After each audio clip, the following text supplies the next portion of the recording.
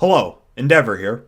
This is an interview that I did for the Via Obscura podcast, hosted by the Distributist over on his channel. I've co hosted several episodes so far.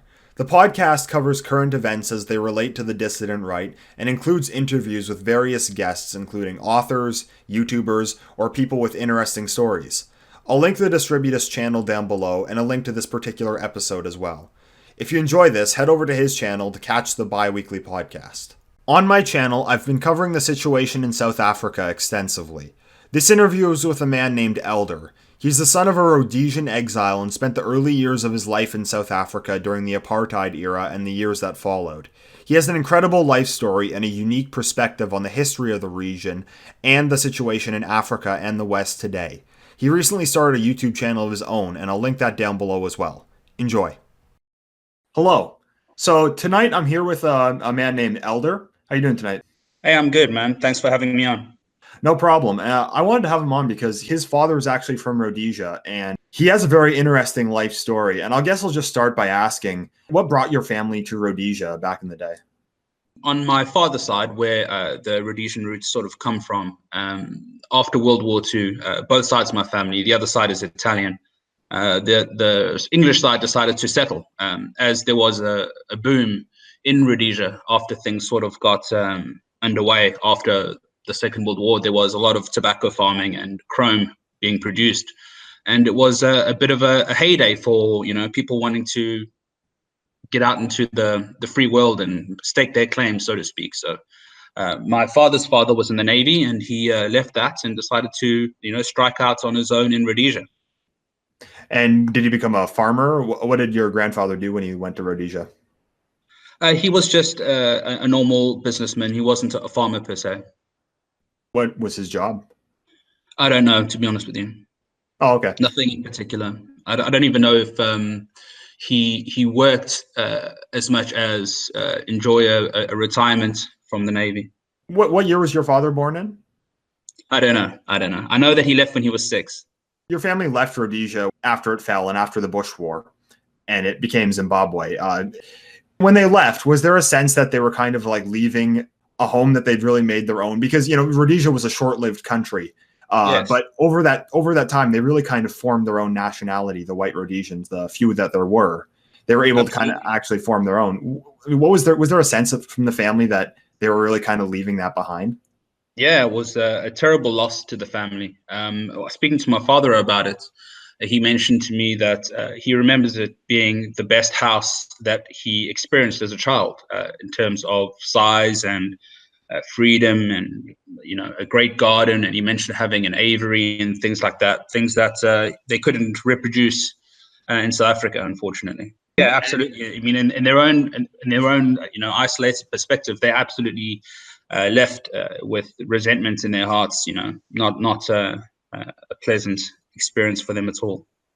And when they got to South Africa, because there was a large number of Rhodesians who fled to South Africa after the Bush War, did they carry over that sense that they were Rhodesians? So did that really was that an identity that survived the evacuation from Rhodesia?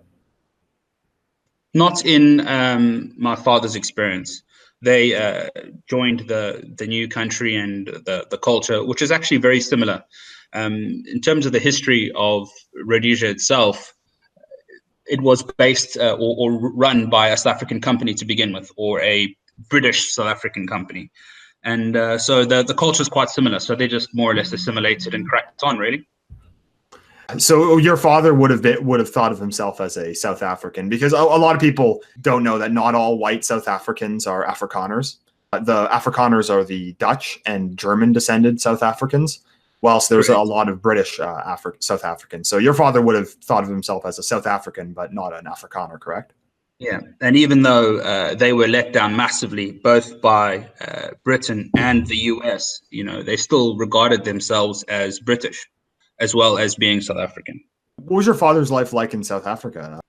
Absolutely fantastic. He was a avid footballer. He was a professional until he got injured. He studied a great deal. He's got his MBA and BCom. He ran businesses, and he was very, very successful up until the change. In terms of trying to give you an accurate description of my childhood, it's It's best described probably as classic Americana.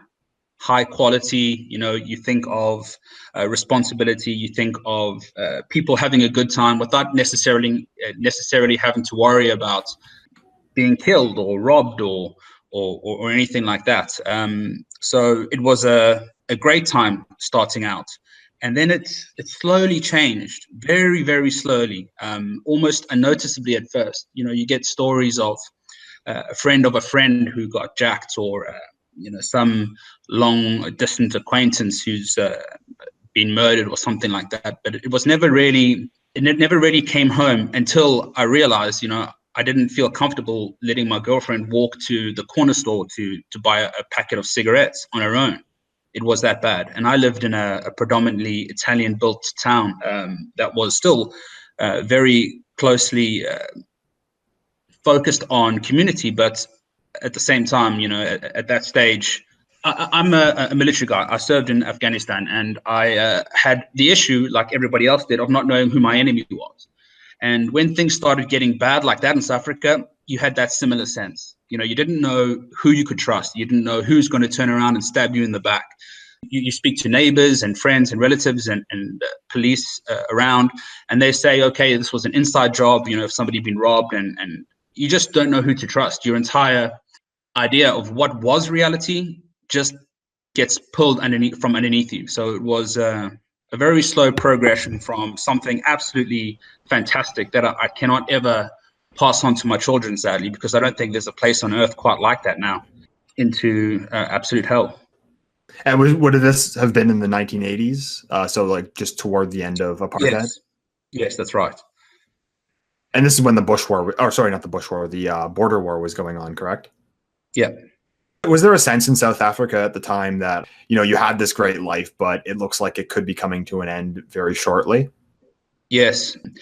But there's this magical time, where belief can sustain a people, not for very long, but just for long enough for subversion to occur.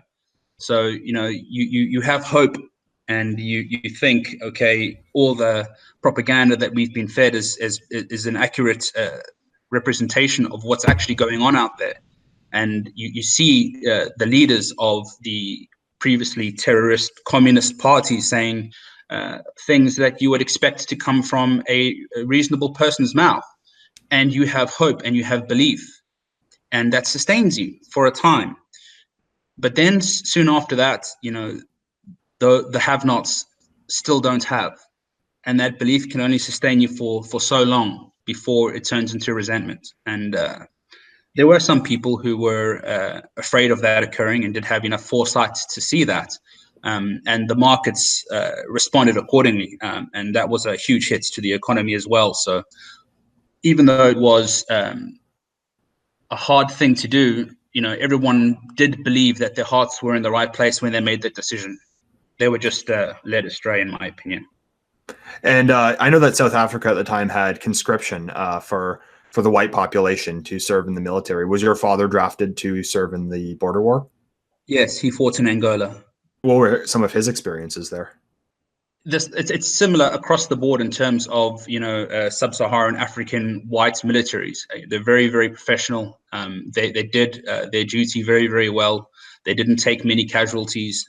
They were very resourceful, especially in light with the sanctions that the UN and the rest of the world were smashing them with, even though their enemy was funded by China and Russia to a large extent, Soviet Union, sorry. They did a good job. They suffered a lot of problems with the population, both not understanding what exactly was going on.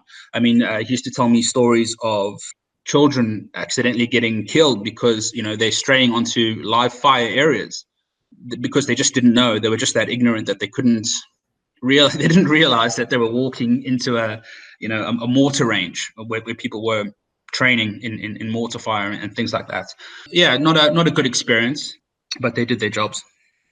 When 1994 came around, the sense from the outside world was that this was a great success for freedom, for democracy. And, I've had some conversations with some other South Africans before. And the lesson I really kind of take away from it is just really the ultimate failure of liberalism, of the idea of democracy, because South Africa was supposed to be its ultimate success, turning this country with these huge racial divide. It's been like that for its entire history, this huge inequality.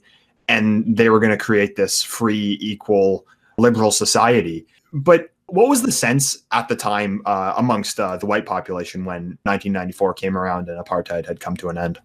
When the mob gets together, it creates its own sense of morality, as history has told us time and time again. And it was something like that happened on a national scale. I appreciate that you mentioned democracy in the way that you did, and I completely agree. And let me put it to you this way. Imagine you went and bought a swathe of land that had nothing on it. You invested and risked your lives and everything you had to obtain that land. And you were resourceful enough to build a shining castle on that land. And then people decided that it was no longer yours, and that everybody, regardless of how much they helped in building that land, had a claim to it. And you had to give them the right to vote as to the future of your land. I mean, how would you feel in that situation? I think what happened at the time was you'd see countries like America, Britain, Canada, they were really judgmental over South Africa at the time, and that, they were saying, well, this great injustice, that it's a oppressive society.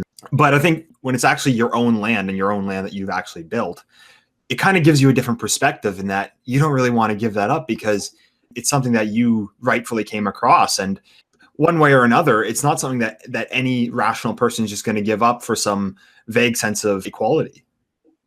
That's right. I mean, when South Africa first started, it was a loose collection of free states that people had carved out of nothing.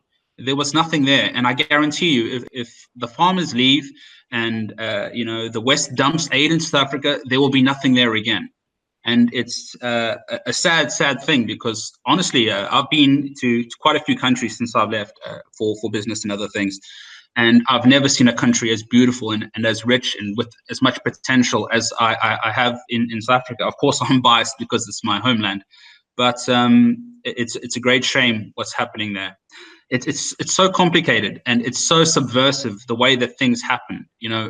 So South Africa. Let me give you my understanding of how things happen. So South Africa was this huge superpower in Africa, and people wanted a part of that. And of course, you get similarities to what's occurring today in Europe with people from Africa coming here. They see that light on the hill, and they want to have a piece of that. And South Africa was quite similar. And those people who wanted to join South Africa that came from the north, they were predominantly SJWs of their time, should we say? Okay. They were communists. It was actually called the Swart Gevaar, which is the Black Danger, which is the localization of the Red Terror.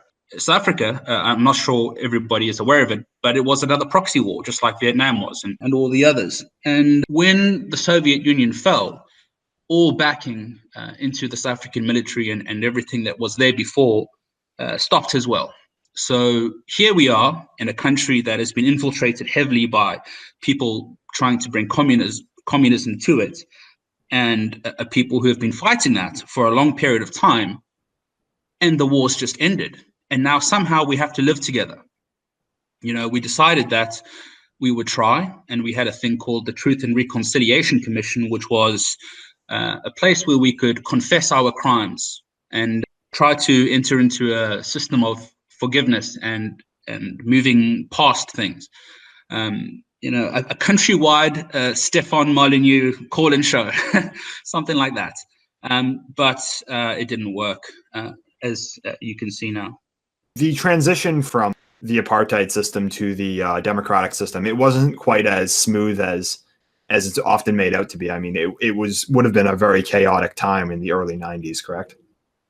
Yeah. To my actual life, there wasn't much change. Like I said, I lived in a pretty close community. It's just that slow progression into hell that occurred. In the greater country, it was okay for a time, but our enemies, or the enemies of the West, the traditional West, or freedom, They see this battle on a completely different timescale than what we might. We've been fed individualism, where we're focusing on ourselves, on our own enlightenment, on our own timescale, on our own lifespan. But our enemies are not. They see things in multi-generational terms. So when we're so focused on ourselves, we see that an entire dimension of that battlefield to them, and they can make these slow moves. And it is my opinion that South Africa was like that. Nelson Mandela, he kept his head down. He did his job. He took his money. His wife got away with absolutely horrendous crimes. And it slowly progressed into what it is today, with each presidential term getting worse and worse. So when did you really start seeing it starting to go downhill?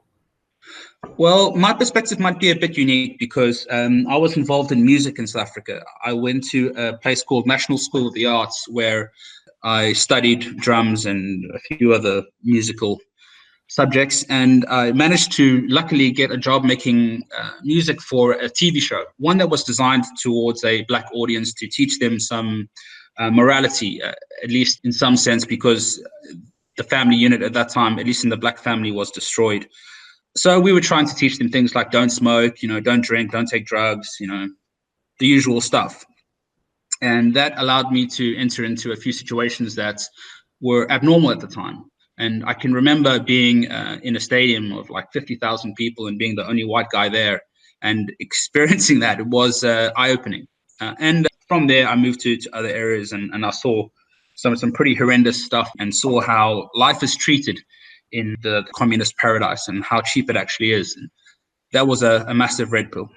So what were some of the things that you really saw as the sign that the country might be going in the wrong direction?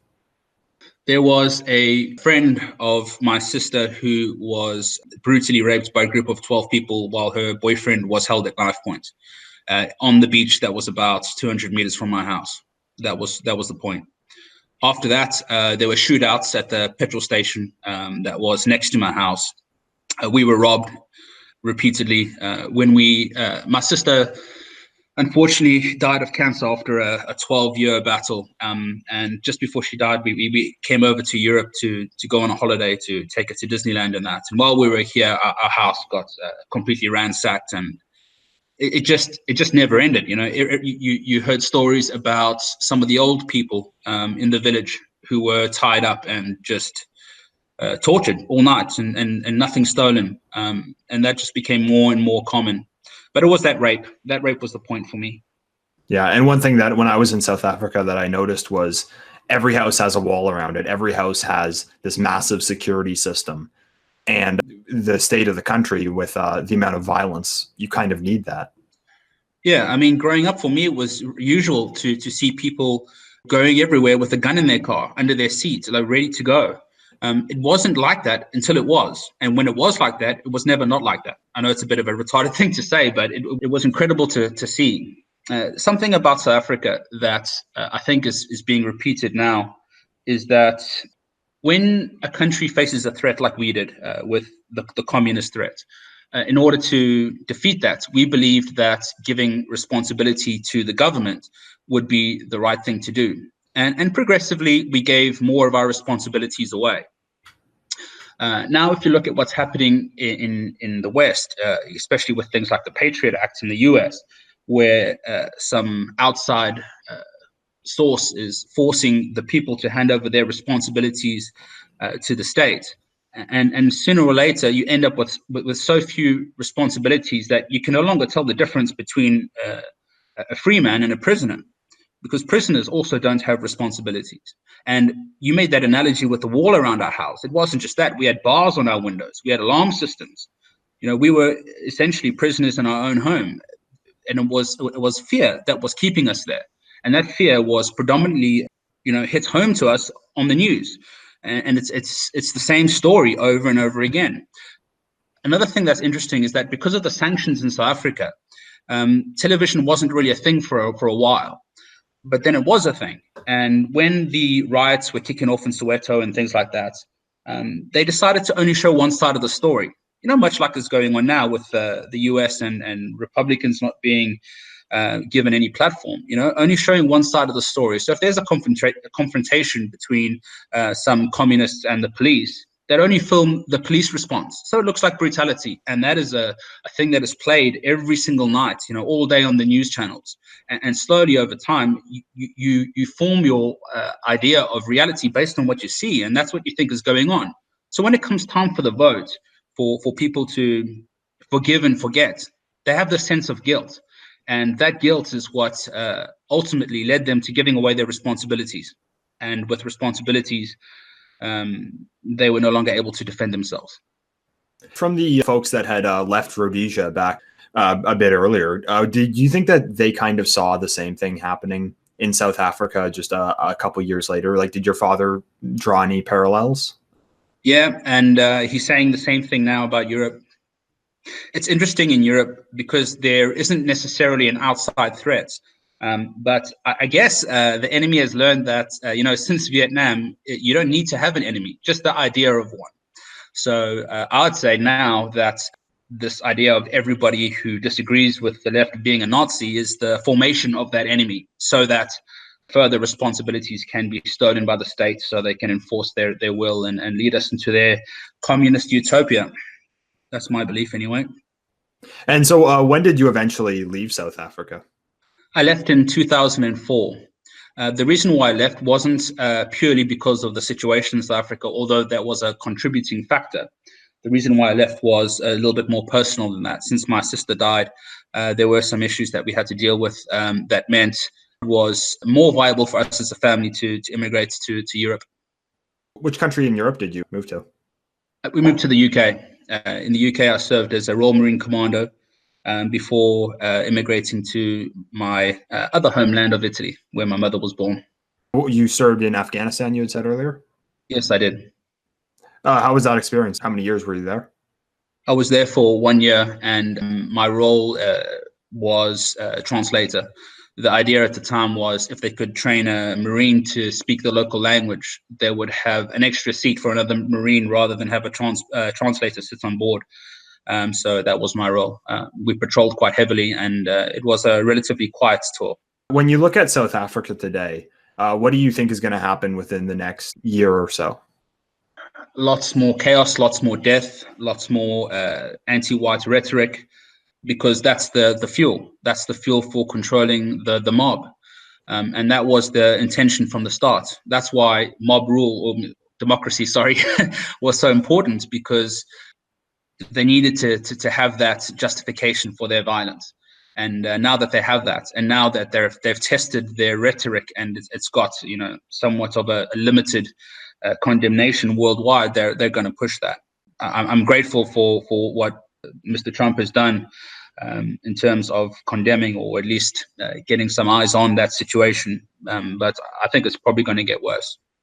Because it seems to be kind of like a boiling pot of water, as in, it's not a all-out civil war in South Africa. It seems like it just kind of keeps slowly escalating. I mean, I was there in 2017, and it was a beautiful country. I'll totally agree with you on that. But I definitely saw there they had never solved the race problem that we're often told they overcame back in 1994. It was pretty apparent that was never solved. And yeah, you could definitely tell that it was just a violent country, even from an outsider. And I get the sense, like, especially over the last year since I've left, it seems to have been just increasing more and more in that the rhetoric, and now the big story is with land expropriation without compensation, which happened in Zimbabwe likewise. Yes. Yeah, my experience of South Africa as a young teen, as opposed to my experience in Afghanistan, if I compare them, I'd say that South Africa was more dangerous. I felt more threatened in South Africa than I did in an active war zone. And I lost more friends as well. I remember I was at my uncle's house once, and there's a train that connects all the little villages along the beachfront. And there's a little path that goes along the train. And I remember two friends and my cousin, my uncle's son, got robbed. And rather than going to the police at the time, it was the thing to do to just deal with the problem, So we went out with weapons and dogs, and we sorted our problems out. Nobody got hurt or whatever, but it was just people defending their land. That's what a sense of community is. And it's just completely gone. You know, people have so much faith in systems that are just, you know, filled with other people, and these other people don't care. They really don't care. They might have a sense of professionalism, but when you start bringing affirmative action into it, where the meritocracy is completely undermined, then it's even worse. Crimes don't get solved. People become despondent. You get desensitized to the crime, and you get desensitized to the rhetoric, and you sort of become a contributing factor to your own demise in a way. And it's just because you've stopped defending yourself. And if I could say one thing to the world where this is all playing out again, I've been saying to a few friends of mine that South Africa was the dress rehearsal and Europe is the main act. I'd say that occupy your space. If you have a village and if you have people that you care about, you know, instead of just pissing it up down the pub, get together and walk in your streets and occupy your space, because if you don't, they will. Yeah, because one similarity I see in Rhodesia and South Africa now, and it's very similar to the West, is this kind of the critical theory narrative, the oppressor narrative, and that in South Africa, the real cultural narrative that the society is founded on is the oppression narrative of apartheid, in that they had the small minority oppressing the black majority. And I mean, it's the same narrative in the United States and in Canada and in Europe these days, in that though obviously the demographics there are flipped and it's not nearly to that state yet, but it's the same narrative in that, like, kind of the European population is seen as the villains in the narrative that society really uses to form its own idea of good. Do you really see the similarities in the two? I do. I think the civil rights activist is the bane of freedom. I really, really do. Wherever you find this oppressor narrative, you know, not far behind is a civil rights activist and a foundation or two. They seem to go hand in hand. So I'm very wary when I see NGOs or civil rights activists, you know, proudly proclaiming their good intentions and asking for donations and power. I've become wary of that, because everywhere I look, in their wake is just a pile of bodies. What you really see in Zimbabwe is that there never really was equality. What ended up happening is that the group that was formerly labeled the oppressed group, they never had equality with the oppressor group, the small minority of white Rhodesians. The response was to get rid of them. Yeah. I've got two things to say about that. First thing is that I don't understand how these people can consider themselves oppressed. If you have a look at the history of it, and you know, just the factual history, these people weren't necessarily oppressed at all. It's just a narrative, and it's the power of belief and agreement. You know, that's what they need to hear in order to justify their violence, and that's all it is. And there's another thing. When Rhodesia was built, it was bought by the British South African company, and it was their land. They bought it fair and square. There wasn't a genocide. I mean, if there was a genocide, there wouldn't be any people there now, but they bought it fair and square, and they developed it, and there was no oppression. You know, they built it, they developed it, and they hired people to work for them, and that was it. I mean, it's no more oppressive than any blue collar worker going to his job. You know, you had your opportunity, you had your land, you had your kingdom, and you sold it. It's not the fault of the person buying. When they gave it back, there was nobody ready. Nobody was prepared to lead a country. You know, these people were fighting with spears just a generation before, and now you expect them to take over the infrastructure of a developed first world country. It's just not a viable thing. And if you ask or expect people to give away that responsibility, this is something that Ian Smith said repeatedly, is that, okay, that the franchise comes with responsibility and we have to develop that baseline. And they weren't having it. They didn't want it. They just wanted to have their own way, and they didn't give a damn about anything else, which is played out in the selfish rule of Mugabe, actually. Yeah, and I think that one of the things that really plagues the West is the belief in equality. It's the belief that that all groups should have like this equal outcome. It's really just from that underlying kind of blank slate belief. And I think that Yeah. the real problem is though that in like you said in Rhodesia, the Black African population had the best quality of life of any African group on the entire continent. But when you inject this kind of Marxist narrative of the oppressing whites versus the oppressed blacks, then that's really when people start to see it as this injustice. I was just going to say, in my experience of growing up in Africa, I've never seen equality anywhere except for in one place where there was a white man and a black man begging next to each other. And that's the truth of critical theory, is that the only time people are equal is in their suffering. That's it. There is no other time where people are equal. One thing that really just plagues the West is this really kind of belief that all groups need to have this equal outcome. It's what's used to really make the West feel guilty for its own successes. And Zimbabwe may have been one of the richest countries in Africa, but this kind of like critical theory narrative being imposed on it, that's what delegitimizes it. It's that there was the white group that had more money than there was the larger black group. That was really the basis for them sanctioning Rhodesia and not accepting it as a legitimate country. Yeah, I get that, but I guess I'm a little bit more conspiratorial than that. I think that with all this globalist agenda that's going on, that these strong, very, very powerful white nationalist countries in sub-Saharan Africa were a threat, and they needed to go.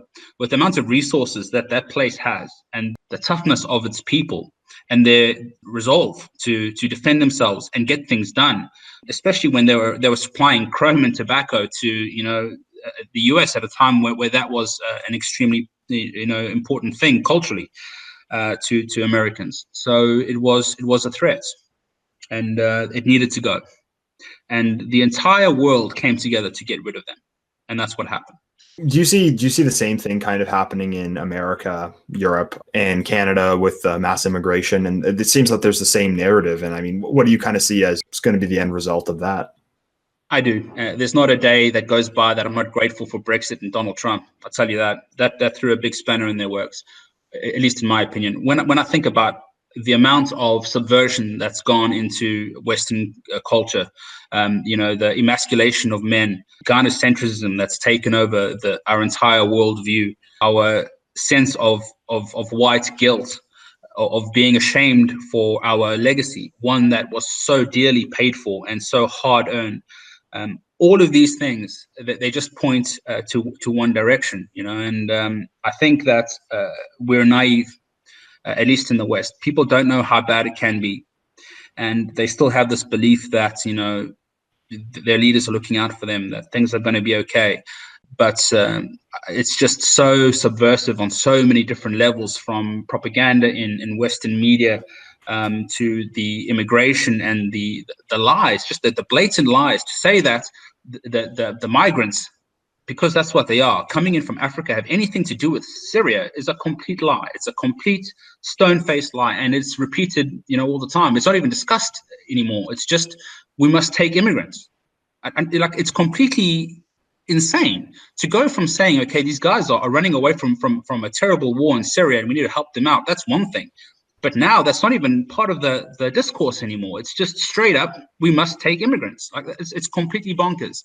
And because of that white guilt, because of Europeans not having an enemy, I think that throughout history, Europeans have always had an enemy of some kind. And when we don't really know what to do. And when we start to turn on each other like this, after we've been manipulated into seeing each other as the enemy, then we start to just really, really come undone. So I think that if Trump didn't win and if Brexit didn't occur, we would be much, much further down the line than we are now. But I'm not sure that we've done enough to completely get off that track. And I think that for a lot of people in the West, they kind of see equality as this moral good. So I like what I always say is, like, these progressives who are saying we must take all these refugees, we have to address white privilege and all this other stuff. It seems to be a really emotion-based view of the world. They seem to think that they're pursuing some moral quest. But I find that they hold that view until it actually affects them. Because for the average white liberal in a suburb, they don't really lose anything by saying like, oh, white privilege and stuff like that. But from the perspective of the South Africans and the Rhodesians, when it actually involved losing your livelihood and really your land and personal safety, this idea that equality is this moral quest, it sounds rather foolish. It absolutely is. It's naive. It's based on an assumption that, well, what do we always say? We always say that the leftists project. And what indeed they are doing is projecting their values and their goodness onto everyone else. And they don't see that there are people out there who are manipulating them. One thing that I like to do is to go back to old mythology to see if I can derive truth from it. It's a bit of a hobby. And there's a story about Eldr. He's one of the Old Norse gods, and he died. He died because his blind brother was manipulated by spite. And it's a shame that this knowledge of the useful idiot existed back then, and we're still suffering the same ills now. So it is what it is. These people have these values. They don't see the world for what it is. They refuse to see the world for what it is, because they would have to own up to so much. For them to agree to a small point, you might say is okay, logical, it's factual, but it completely unravels their entire narrative that they've built their ego upon. For them to deal with that involves completely changing their worldview, and I don't know if they'll be able to face the reality of what I see as the crimes against society that they've committed. I mean, if you're a proponent of anti-white rhetoric, and that has impacted severely, people in South Africa, and it's emboldened the racists in South Africa who are killing farmers. How are you going to own up for that when reality hits home? One last thing is that's why when you debate these people, they always go to the extreme. They'll never come to the center. Debate is not going to work. Yeah, because I get the sense that people like Angela Merkel, Theresa May, Macron, Justin Trudeau, like they have this sense that they're implementing this moral good. They have the sense that they're going to be the ones to bring about progress. They're going to right some wrong from the past or something like that. And the thing is that they're not paying for it, though. And like you can see in South Africa, when people actually have to pay for the results of implementing some kind of equality, and they're way more reluctant to actually do it. And, it's easy for the outside world to stand there and call and say, well, you're a racist, you're oppressing these people. But when you're actually put in that situation, you really end up thinking a lot more about yourself, your own family, and really just what's going to be best for your future and your self-preservation. It seems that people in the West have just completely lost that. A lot of these people don't have any skin in the game. They have no progeny. They don't have any future beyond themselves. So I don't think that they even care, and they're lining their pockets in the meantime. Maybe I'm cynical, but that's just my view. As for the rest of it, yeah, they're just useful idiots being manipulated by spiteful, jealous people who want power. It's the same old story. Humans don't change. We haven't changed. We've just become smarter and more subversive in the way that we manipulate each other. What do you say to people today in Europe or in the West that seem to hold this worldview that you see as leading the West down a path of destruction? What is your real response to them, knowing really what could happen in the situation of Rhodesia or South Africa? When I speak to them and I share my point of view, the majority of them become red-pilled or even black-pilled. So my arguments have been okay. But, there are people who just refuse to see it. One thing that I have been encouraged by is the fact that the people, or at least in the circles that I move within, yeah, they might hold a public opinion, but they hold a very different private one. And if you develop, trust-based relationships with people, they'll open up to you and they'll tell you what they really think. And then that's when you can get into this type of conversation. And I think at least in Italy and the areas around where I spend a lot of time, people aren't going to go quietly into the night. If it comes to it, people are prepared to do whatever it takes to protect their family. We come from a place where we're used to sacrifice for the greater good. We know that we shouldn't eat our seed crops for the next year, even though it means we have to tighten our belts during the winter. We understand that. And that's also a little bit of a weakness in us, because we can also sacrifice ourselves, as is happening now in Europe, for this greater good that is actually suicide. But there is some wise heads around, so it's not an entirely hopeless situation. there are still people with a stout heart around. So I'm quite hopeful, at least in Italy. In places like Sweden, Germany, and the UK, I don't know how they're going to solve that one. They might be too far gone. Do you think there's any hope for the remaining white population in South Africa, or do you think that country is one that they should start to abandon? It's a tough thing for me to say. I've played it over in my head 1,000 times. If civil war kicks off over there, should I go back and fight for my homeland the way that the Rhodesian side of my family did, the way that the Italian side of my family did? As a personal question, it's quite difficult for me to understand where I should make my stand, if you know what I mean. I don't know what the right thing is to do, and I've been playing it over and over and over in my head, trying to understand what the best course of action is. But when I look at the history of it, when I see how, even though Rhodesians fought, they lost 20,000 young white men in their struggle, they lost. And the same in South Africa, they lost against the whole world. What can you do?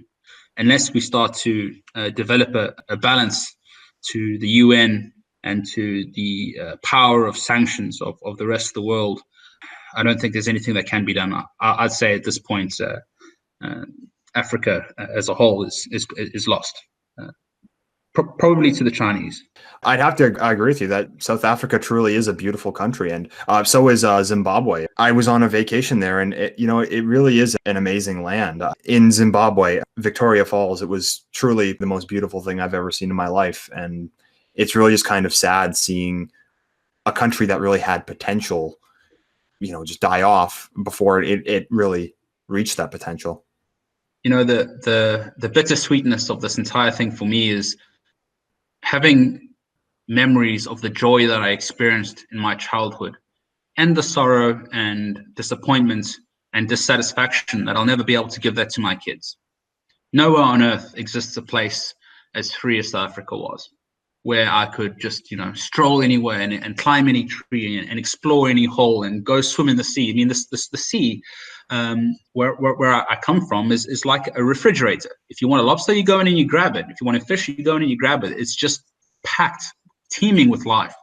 And my children are never going to be able to experience that. And if things progress the way they are, I'm seriously concerned for what future they will have anywhere on this earth. Your family was kicked out of Rhodesia. You eventually left South Africa. What do you really think of your nationality is? Do you really think of yourself as kind of part of South Africa still? Do you see yourself as still part of Rhodesia, or is that something you've kind of had to leave behind? The more I think about it, and the more I try to understand the context of my heritage, the more I align with archetypes of Europeans rather than a specific nationality. If we go back far enough, when paganism was still kicking around, there was a lot of similarities between the cultures. I'm quite close to Slovenia, and I speak to a lot of the guys around there, and their pagan beliefs are quite similar to Old Norse beliefs. They have the same sort of deities, which I believe are reflections of human archetypes. And so rather than trying to, fit myself into a national context, which is quite difficult, I try to have a look at the greater tapestry of European history and culture, and try to find some of those archetypes that suit my character, and I base myself on that. I'm trying to see myself as a South African at this point. I don't think the South Africa that I come from exists any longer, and the same for Rhodesia. But what I do recognize is the resolve and the ingenuity and the determination of those Rhodesians and those South Africans that I come from, and I carry that inside me. Well, I think that this was a great interview. Thanks for coming on. I just want to say one more thing. Rhodesians never die. Rhodesians never die. Thanks for coming on today, Eldr. Thank you very much, man. I appreciate it.